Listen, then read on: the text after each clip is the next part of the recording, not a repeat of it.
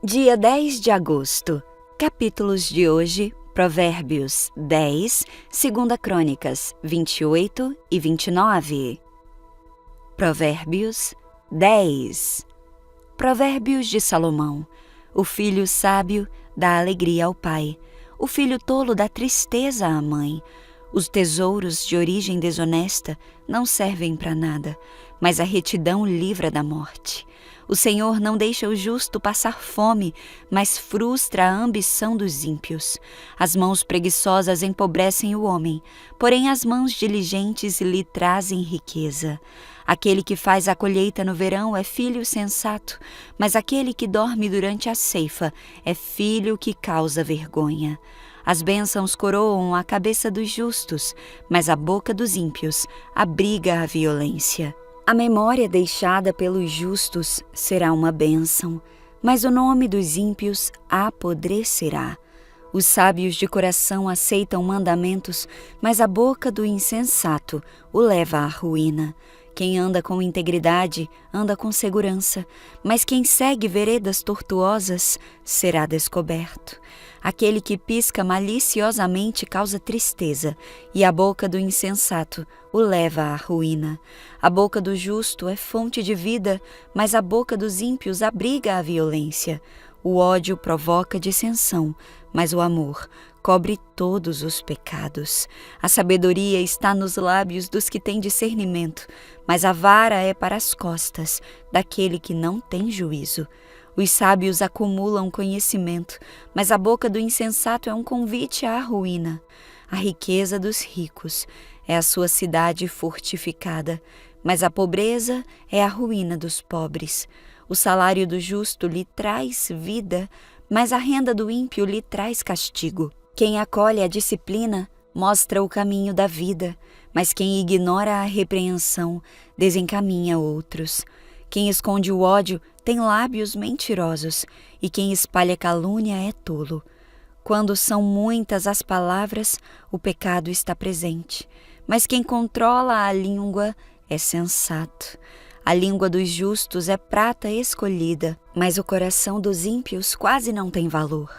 As palavras dos justos dão sustento a muitos, mas os insensatos morrem por falta de juízo. A bênção do Senhor traz riqueza, não inclui dor alguma. O tolo encontra prazer na má conduta, mas o homem cheio de entendimento deleita-se na sabedoria. O que o ímpio teme lhe acontecerá, o que os justos desejam lhe será concedido. Passada a tempestade, o ímpio já não existe, mas o justo permanece firme para sempre. Como o vinagre para os dentes e a fumaça para os olhos, assim é o preguiçoso para aqueles que o enviam. O temor do Senhor prolonga a vida, mas a vida do ímpio é abreviada. O que o justo almeja redunda em alegria, mas as esperanças dos ímpios dão em nada. O caminho do Senhor é o refúgio dos íntegros, mas é a ruína dos que praticam o mal. Os justos jamais serão desarraigados, mas os ímpios pouco duram na terra. A boca do justo produz sabedoria, mas a língua perversa será extirpada. Os lábios do justo sabem o que é próprio, mas a boca dos ímpios só conhece a perversidade. 2 Crônicas 28. Acás tinha 20 anos quando começou a reinar, e reinou em Jerusalém por 16 anos. Ao contrário de seu antepassado Davi, não fez o que era certo aos olhos do Senhor.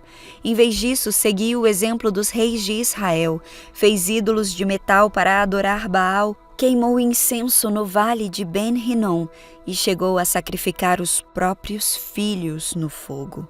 Desse modo, seguiu as práticas detestáveis das nações que o Senhor havia expulsado da terra diante dos israelitas.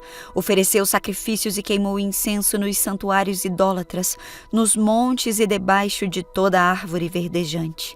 Por isso o Senhor, seu Deus, entregou Acás nas mãos do rei da Síria, que o derrotou e levou muitos de seu povo para o exílio em Damasco. Também o entregou nas mãos do rei de Israel, que derrubou Acás e matou muitos dos seus soldados.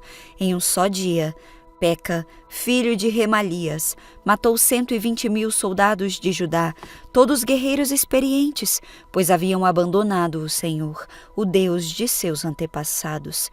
Então Zicre, um guerreiro de Efraim, matou Maacéias, filho do rei Azricão, oficial encarregado do palácio do rei, e Eucana, o segundo no comando depois do rei.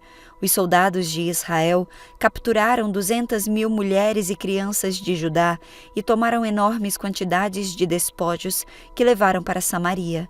Oded, profeta do Senhor, estava em Samaria quando o exército de Israel voltou. Saiu ao encontro deles e lhes disse: "O Senhor, o Deus de seus antepassados, estava irado com Judá e o entregou em suas mãos. Mas vocês foram longe demais e os mataram com fúria que chegou até os céus. Agora pretendem escravizar esse povo de Judá e de Jerusalém. E quanto aos seus próprios pecados contra o Senhor seu Deus, ouçam-me e mandem de volta esses prisioneiros que vocês capturaram, pois são seus parentes. Tenham cuidado, pois a ira ardente do Senhor se voltou contra vocês." Então alguns dos líderes de Israel, Azarias, filho de Joanã, Berequias, filho de Mesilemote, Jeisquias, filho de Salum, e Amassa, filho de Hadlai, confrontaram os homens que voltavam da batalha. "Não tragam os prisioneiros para cá", disseram. "Se o fizerem, aumentaremos nossos pecados e nossa culpa diante do Senhor. Nossa culpa já é grande e a ira ardente do Senhor se voltou contra Israel." Então os guerreiros libertaram os prisioneiros e colocaram os despojos diante dos líderes do povo. Os 4 homens, já mencionados por nome, vieram à frente e deram roupas dos despojos aos presos que estavam nus. Vestiram-nos, deram-lhes sandálias, providenciaram comida e bebida para eles e aplicaram bálsamo sobre seus ferimentos. Puseram sobre jumentos aqueles que estavam fracos e levaram todos os prisioneiros de volta para o seu povo em Jericó, a cidade das palmeiras. Depois voltaram para Samaria. Nessa época, o rei Acás pediu ajuda ao rei da Assíria. Os exércitos de Edom tinham invadido Judá outra vez e levado prisioneiros. Os filisteus haviam atacado cidades nas colinas de Judá e no Neguebe, conquistaram e ocuparam Bet-Semes, Aijalon e Gederote, além de Socó, Timna e Ginzo, com seus povoados. O Senhor humilhou Judá por causa de Acás, rei de Judá, pois ele havia incentivado o povo a pecar e havia sido inteiramente infiel ao Senhor. Quando Tiglat-Pileser, rei da Assíria, chegou, atacou Acás em vez de ajudá-lo. Acás tomou objetos de valor do templo do Senhor, do palácio real e das casas de seus oficiais e os entregou ao rei da Assíria como tributo, mas de nada adiantou. Mesmo nesse tempo de grande dificuldade, o rei Acás foi ainda mais infiel ao Senhor. Ofereceu sacrifícios aos deuses de Damasco que o haviam derrotado, pois disse: "Visto que esses deuses ajudaram o rei da Síria, também me ajudarão, se eu lhes oferecer sacrifícios." Em vez disso, porém, eles foram a causa da sua ruína e da ruína de todo o Judá. Acás pegou os utensílios do templo de Deus e os despedaçou. Trancou as portas do templo do Senhor para que ninguém pudesse adorar ali e fez altares idólatras em cada esquina de Jerusalém. Colocou santuários idólatras em todas as cidades de Judá para queimar incenso a outros deuses. Com isso, provocou a ira do Senhor, o Deus de seus antepassados. Os demais acontecimentos do reinado de Acás e tudo o que ele fez, do início ao fim, estão registrados no livro dos reis de Judá e de Israel. Quando Acás morreu e se reuniu a seus antepassados, foi sepultado em Jerusalém, mas não no cemitério dos reis de Judá. Seu filho Ezequias foi seu sucessor. 2 Crônicas 29. Ezequias tinha 25 anos quando começou a reinar e reinou em Jerusalém por 29 anos. Sua mãe se chamava Abia e era filha de Zacarias. Fez o que era certo aos olhos do Senhor como seu antepassado Davi. Logo no 1º mês do 1º ano de seu reinado, Ezequias reabriu as portas do templo do Senhor e as consertou. mandou chamar os sacerdotes e os levitas para se encontrarem com ele na praça do lado leste do templo. "Ouçam-me, levitas", disse ele, "purifiquem-se e purifiquem o templo do Senhor, o Deus de seus antepassados. Removam do santuário todos os objetos impuros. Nossos antepassados foram infiéis e fizeram o que era mal aos olhos do Senhor, nosso Deus. Abandonaram o Senhor e seu lugar de habitação, deram as costas para ele. Também fecharam as portas da sala de entrada do templo e apagaram as lâmpadas. Deixaram de queimar incenso e de apresentar holocaustos no santuário do Deus de Israel. Por isso a ira do Senhor veio sobre Judá e sobre Jerusalém. Ele fez deles objeto de espanto, horror e zombaria, como vocês veem com os próprios olhos. Por causa disso, nossos pais foram mortos pela espada, e nossos filhos, filhas e esposas foram capturados. Agora, porém, farei uma aliança com o Senhor, o Deus de Israel, para que a sua ira ardente se afaste de nós. Meus filhos, não sejam mais negligentes quanto a seus deveres. O Senhor os escolheu para estarem diante dele, para o servirem, para dirigirem o povo no culto e para lhe queimarem incenso." Os levitas que começaram a trabalhar de imediato foram: do clã de Coate, Maat, filho de Amassai, e Joel, filho de Azarias; do clã de Merari, Quis, filho de Abdi, e Azarias, filho de Jealelel; do clã de Gerson, Joá, filho de Zima, e Éden, filho de Joá; da família de Elisafã, Sinri e Jeuel; da família de Asaf, Zacarias e Matanias; da família de Remã, Jeuel e Simei; da família de Jedutum, Semaías e Uziel. Esses homens reuniram seus parentes levitas e todos se purificaram. Em seguida começaram a purificar o templo do Senhor, obedecendo às ordens do rei, de acordo com as instruções do Senhor. Os sacerdotes foram até o interior do templo do Senhor para purificá-lo e trouxeram para fora, ao pátio do templo, todas as coisas impuras que encontraram. Os levitas as levaram dali para o vale de Cedron. Começaram o trabalho no primeiro dia do primeiro mês, e em 8 dias haviam chegado à sala de entrada do templo do Senhor. Depois, levaram 8 dias para purificar o templo do Senhor, de modo que todo o trabalho foi completado em 16 dias. Então os levitas foram ao rei Ezequias e lhe relataram: "Purificamos todo o templo do Senhor, o altar de holocaustos com os seus utensílios e a mesa dos pães da presença com todos os seus utensílios. Recuperamos todos os objetos que o rei Acaz jogou fora quando foi infiel e fechou o templo. Agora estão diante do altar do Senhor, purificados e prontos para uso." Logo cedo, na manhã seguinte, o rei Ezequias reuniu os líderes da cidade e subiu ao templo do Senhor. Trouxeram 7 novilhos, 7 carneiros e 7 cordeiros como holocausto, e 7 bodes como oferta pelo pecado em favor do reino, do templo de Judá. O rei ordenou que os sacerdotes, descendentes de Arão, sacrificassem os animais no altar do Senhor. Os sacerdotes abateram os novilhos, pegaram o sangue e o aspergiram no altar. Em seguida, abateram os carneiros e aspergiram o sangue no altar. Por fim, fizeram o mesmo com os cordeiros.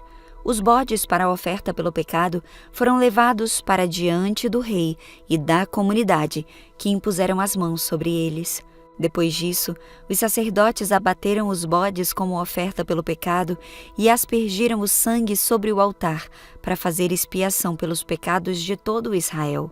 O rei havia ordenado que o holocausto e a oferta pelo pecado fossem apresentados em favor de todo Israel.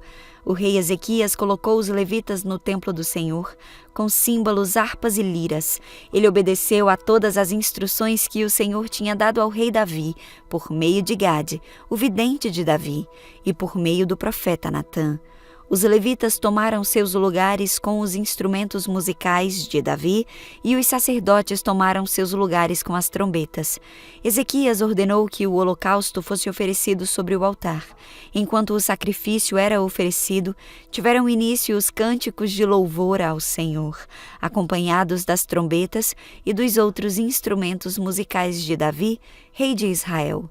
Toda a comunidade adorou ao som dos cânticos dos músicos e do toque das trombetas, até que terminaram todos os holocaustos. Em seguida, o rei e todos ali presentes se prostraram em adoração.